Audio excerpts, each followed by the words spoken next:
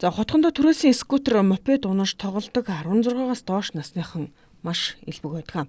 Зарим нь бүр хотын гудамжаар автозамаар хурдан давхих тохиолдолч бий. За энэ бүгдийн цаана унаж яваа насанд хүрээгүй иргэдийн аюулгүй байдал эрсдэлд орж байдаг юм а.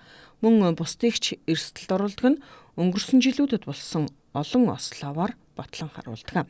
Тиймээс ирэх 6 дугаар сарын 1-ээс өмнө амжиж хувийн хвшлийн аж ахуй нэгж байгууллагатай хамтран скутер, мопед байршуулах зориулалтын зогсоолыг хийж дуусгахаас гадна E-Mongolia дан систем зэрэгтэй хамтран ажиллаж насанд хүрсэн иргэнд түрээсийн үйлчилгээ үзүүлдэг болох ажлыг эрчимжүүлнэ хэмээн нийслэлийн иргэдийн төлөөлөгчдийн хурлын дарга баяр онцоллоо.